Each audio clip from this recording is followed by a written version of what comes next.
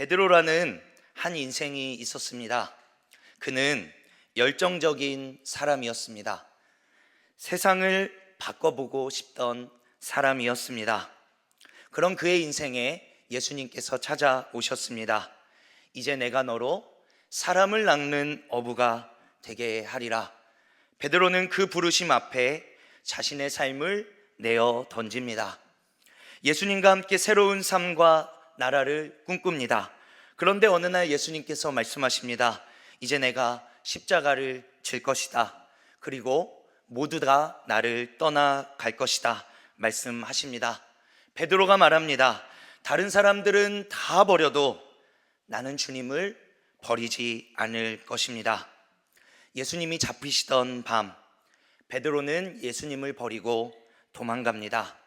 그리고 예수님이 어떻게 계신지 궁금해서 예수님이 잡히신 곳으로 찾아갑니다. 그리고 그곳에서 예수님을 3번 부인합니다. 그리고 닭이 울게 됩니다.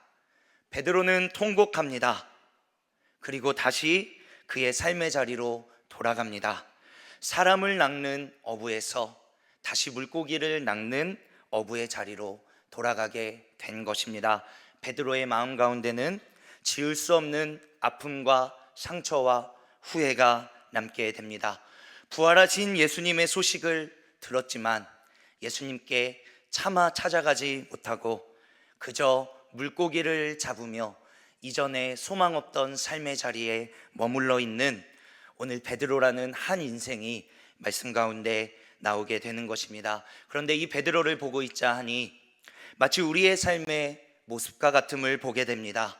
인생의 허망함과 우리의 연약함 가운데 처해 있는, 그래서 때로는 낙심하고 주님께 나아오지 못하는 인생의 우리의 모습이 마치 베드로의 모습과 같이 보여지는 것입니다.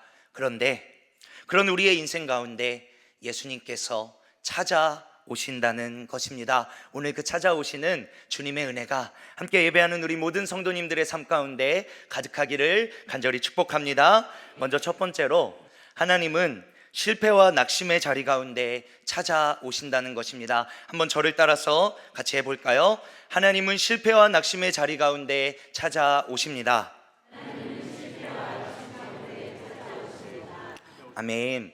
우리가 하나님을 믿고 살아가는 인생의 걸음 가운데 꼭 기억해야 할 것이 있습니다. 우리가 믿고 의지하는 하나님은 우리의 인생의 자리 가운데 찾아오시는 분이라는 사실입니다. 이렇게 성경을 보시면 창세기의 천지창조로부터 시작해서 구약의 아브라함과 노아, 모세오경, 역사서, 선지서, 이렇게 동일하게 구약에 흐르는 흐름 가운데 하나님은 동일하게 주의 백성들의 삶 가운데 찾아오십니다. 그리고 그 절정이 신약 성경의 예수 그리스도의 오심입니다. 성경의 전 말씀을 통해서 하나님은 우리에게 말씀하십니다. 하나님은 우리 인생에 찾아오시는 분이라는 것입니다. 시편 139편 8절에서 10절에 보면 이렇게 말씀합니다. 내가 하늘에 올라갈지라도 거기 계시며 스올에 내 자리를 펼지라도 거기 계시니이다. 내가 새벽 날개를 치며 바다 끝에 가서 거주할지라도 거기서도 주의 손이 나를 인도하시며 주의 오른손이 나를 붙드시리이다. 아멘.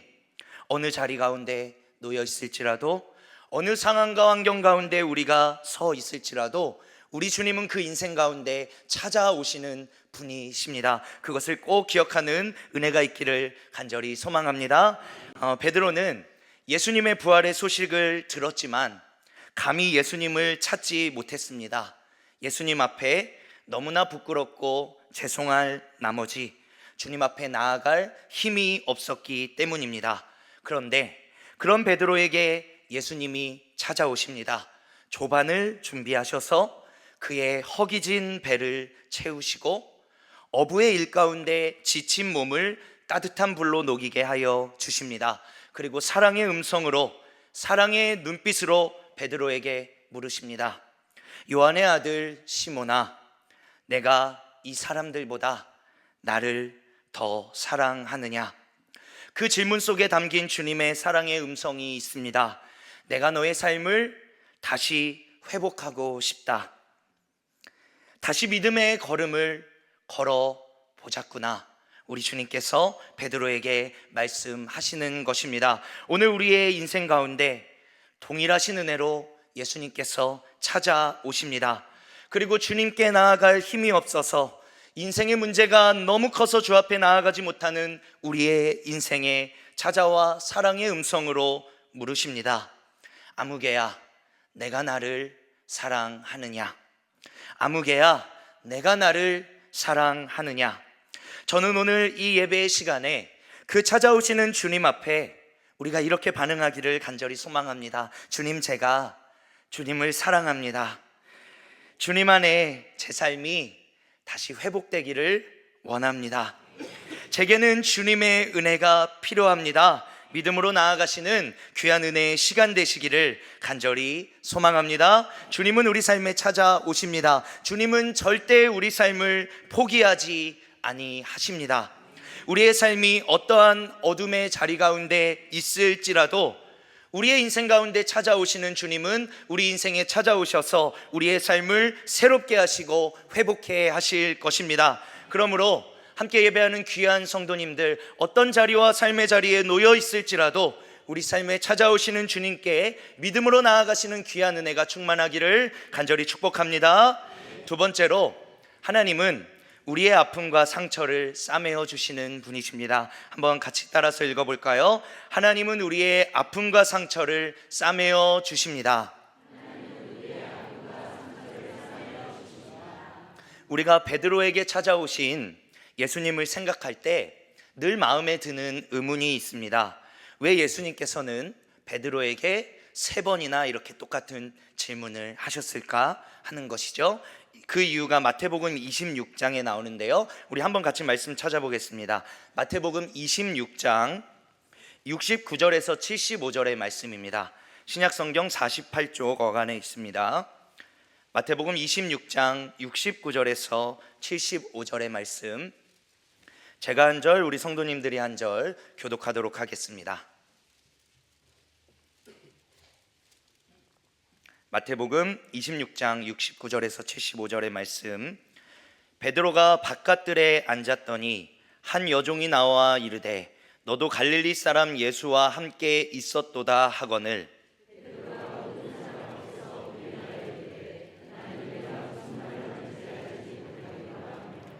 앞문까지 나아가니 다른 여종이 그를 보고 거기 있는 사람들에게 말하되 이 사람은 나사렛 예수와 함께 있었도다 하매,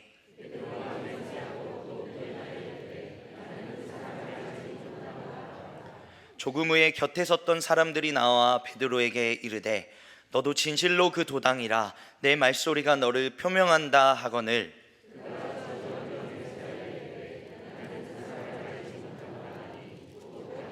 함께 읽습니다. 이에 베드로가 예수의 말씀에 닭 울기 전에 내가 3번 나를 부인하리라 하심이 생각나서 밖에 나가서 심히 통곡하니라. 아멘. 베드로에게 이 말씀에 나오는 장면은 그의 인생 가운데 씻을 수 없는 상처와 부끄러움과 아픔입니다. 그래서 부활하신 주님의 소식을 들었지만, 그토록 사랑하던 주님이 사망 권세를 이기시고 부활하셨다는 소식을 들었지만 베드로는 피하고 싶었고 외면하고 싶었던 것입니다. 그런데 예수님께서 찾아오셔서 내가 나를 사랑하느냐 3번 물으십니다. 예수님이 3번 물으셨을 때 베드로에게 떠오르는 사건이 바로 오늘 말씀의 사건이었습니다. 바로 그토록 그가 숨기고 싶고 피하고 싶었던 예수님을 3번 부인했던 사건입니다. 피하고 싶었고 외면하고 싶었던 그 일 앞에 오히려 예수님은 베드로의 삶 가운데 찾아오셔서 그 일을 직면하게 하십니다. 그러면서 주님 말씀하십니다. 다 알지만 그럼에도 너를 사랑한단다. 다 알지만 그럼에도 너를 사랑한단다.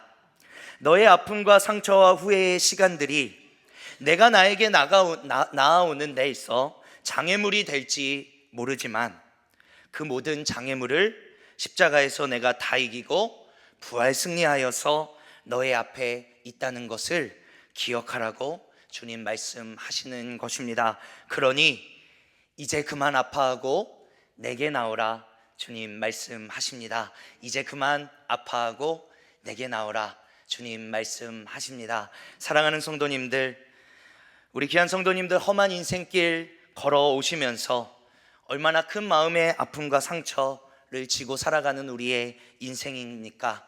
하나님의 뜻대로 살고자 했지만 잘 되어지지 않는 인생의 상황들 가운데, 또 여러 사람들에게 받은 상처와 아픔들, 해결되어지지 않는 인생의 문제와 아픔을 지고 살아가는 것이 우리의 인생길일 것입니다. 그런데 주님이 우리에게 찾아와 말씀하십니다. 너희의 아픔을 싸매어 줄 것이다. 아픔 그대로 두지 않을 것이다. 나는 너희의 삶을 회복시키시는 여호와 하나님이시다 라고 주님 우리 삶 가운데 찾아와 말씀해 주십니다. 오늘 그 주님의 사랑의 초대에 임하는 우리가 되기를 간절히 소망합니다. 우리의 아픔을 싸매어 주시는 하나님의 은혜로 우리의 삶은 달라질 것입니다. 우리의 아픔은 아픔으로 남지 않고 회복의 귀한 역사를 맞이하게 될 것입니다. 꼭 그 믿음을 가지고 주 앞에 나오시는 우리 귀한 성도님들 모두 되시기를 바랍니다. 마지막으로 하나님께서 우리에게 주신 기회를 붙잡는 비밀이 있습니다. 그것은 바로 우리의 작은 믿음의 고백입니다. 우리 한번 같이 따라서 해볼까요? 하나님께서 주신 기회를 붙잡는 것은 우리의 작은 믿음의 고백입니다. 우리의 신앙생활은 하나님의 부르심과 우리의 응답이라는 구조로 이루어져 있습니다. 하나님이 우리를 부르실 때 믿음으로 응답해서 하나님 앞에 나아가면 하나님은 우리 삶에 새 일을 행하시고 주의 뜻을 이루십니다. 그리고 믿음으로 순종한 우리들은 그 은혜들을 경험해 나갈 수 있는 것이죠. 오늘 본문의 말씀 17절을 우리 한번 같이 읽어보겠습니다. 오늘 본문의 말씀 요한복음 21장 17절 말씀입니다. 시작. 세 번째 이르시되